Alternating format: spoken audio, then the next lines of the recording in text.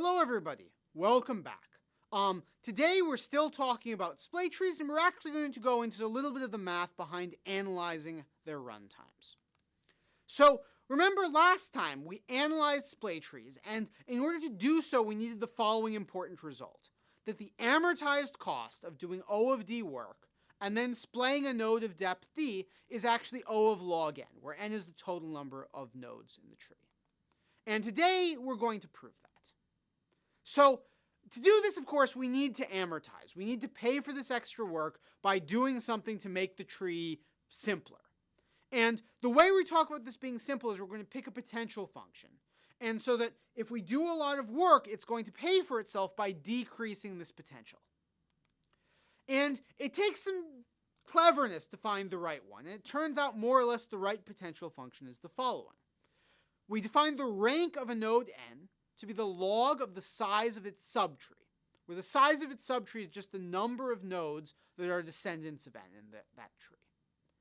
Then the potential function for the tree is phi, is just the sum over all nodes n in the tree of the rank of n. Now, to get a feel for what this means, if your tree is balanced, or even approximately balanced, the potential function should be approximately linear in the total number of nodes. But if, on the other hand, it's incredibly unbalanced, say just one big chain of nodes, then the potential could be as big as n log n.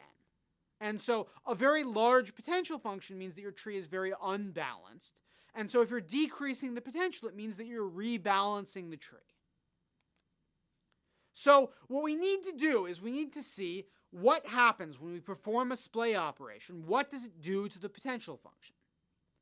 Now, to do that, the splay operation is composed of a bunch of these little operations, zigs, zig-zigs, and zigzags. And we want to know for each operation, what does that do to the potential? So, for example, when we perform a zig operation, how does the potential function change? Well, you'll note that other than n and p, these two nodes that were directly affected, none of the nodes have their subtrees change at all. And therefore the ranks of all the other nodes stay exactly the same. So the change in potential function is just the new rank of n plus the new rank of p minus the old rank of n and the old rank of p. Now, the new rank of n and the old rank of p are actually the same because each of those had subtrees that were just the entire tree. And so this is just the new rank of p minus the old rank of n, and it's easy to see that that's at most the new rank of n minus the old rank of n. That's not so bad. Now let's look at the zig-zig analysis, which is a little bit trickier. So here the change in the potential is the new rank of n plus the new rank of p plus the new rank of q minus the old rank of n and the old rank of p and the old rank of q. That's sort of the new ranks minus all the old ranks. Now, the claim here is that this is at most 3 times the new rank of n minus the old rank of n minus 2. And to prove this, we need a few observations. The first thing is that the new rank of n is equal to the old rank of q, and that this term is actually bigger than any other term in our expression. And that's simply because, both of these nodes, what are their subtrees? Well, it's n, p, and q, and then the red, green, blue, and black subtrees. They're the same subtrees, same size, they've got the same rank. But the next thing to note is that the old size of n's subtree and the new size of q's subtree, when you add them together, it's going to be the red subtree, the green subtree, the blue subtree, and the black subtree plus 2 more nodes. And that's actually 1 less than the size of either of these 2 big terms.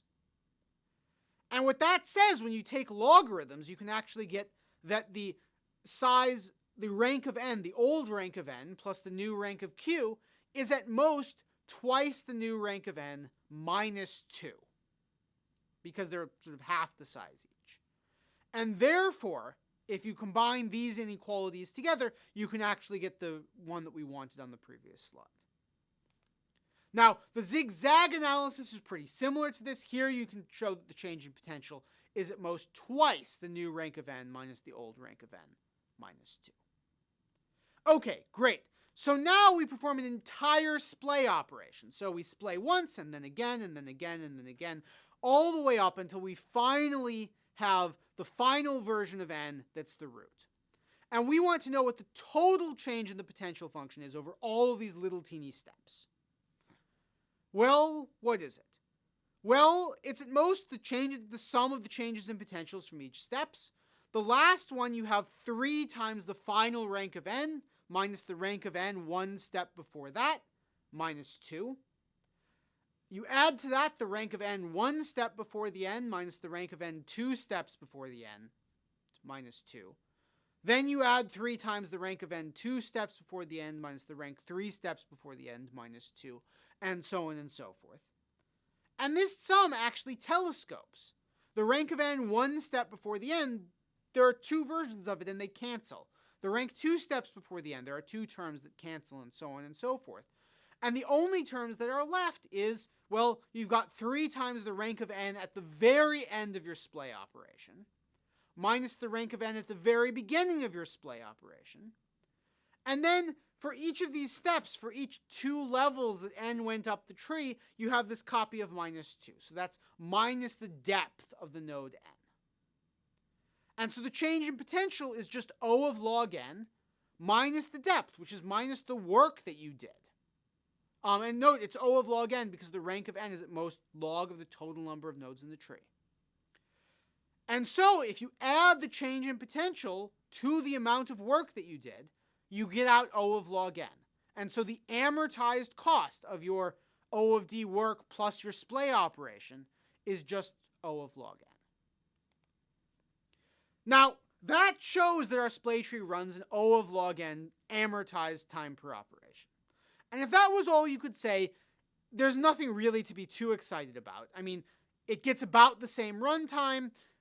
Maybe it's a little bit easier to implement. It's a little bit more annoying because it's only amortized rather than worst case. Some operations will be much more expensive than log n, even if on average the operations are pretty cheap. But a great thing is that splay trees also have many other wonderful properties. For example, if you assign weights to the nodes in any way such that the sum over all nodes of their weight is equal to 1, the amortized cost of accessing a node n is actually just O of log 1 in the weight of n. And that means that if you spend a lot of time accessing high weight nodes, it might actually be much quicker than log n time per operation. And note that this runtime bound holds no matter what weights you assign. Like, you don't need to change the algorithm based on the weights. This bound happens automatically. And so if there are certain nodes that get accessed much more frequently than others, you could just sort of artificially assign them very high weights, and then that actually means that your splay tree automatically runs faster than log n per operation. Another bound is the dynamic finger bound. The amortized cost of accessing a node is O of log d plus 1, where here d is the distance in terms of the ordering between nodes, between the last access and the current access. So if, say, you want to list all the nodes in order, or search for all the nodes in order, it's actually pretty fast to do with a splay tree, because d is 1, it's O of a constant per operation, rather than O of log n. Another bound is the working set bound. The amortized cost of accessing a node n is O of log t plus 1, where t is the amount of time that has elapsed since that node n was last accessed. And what that means, for example, is that if you tend to sort of access nodes that you've accessed recently a lot, so you access one node pretty frequently and then maybe move on to accessing a different node pretty frequently, then this actually does a lot better again than O of log n per operation. Finally, we've got what's known as the dynamic optimality conjecture. And this says if you give me any list of splay tree operations, inserts, finds, deletes, whatever, and then you build the best possible dynamic search tree for that particular sequence of operations, you can have it completely optimized to perform those operations as best possible. The conjecture says that if you run a splay tree on those operations, it does worse by at most a constant factor.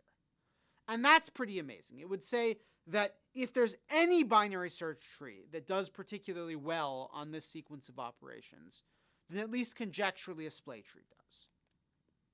So the conclusion here is that splay trees, they're pretty fast. They require only O of log n amortized time per operation, which, remember, can be a problem if you're worried that the occasional operation might take a long time. But in addition to this, splay trees can actually be much better if your input queries have extra structure. If you call some nodes more frequently than others, or you tend to call nearby nodes to the ones that you most recently accessed, and things like that. But that's actually it for today. That's a splay tree. That's why they're considered to be useful. And that's this course. I really hope that you've enjoyed it. I hope you'll come back for our next course. And best of luck.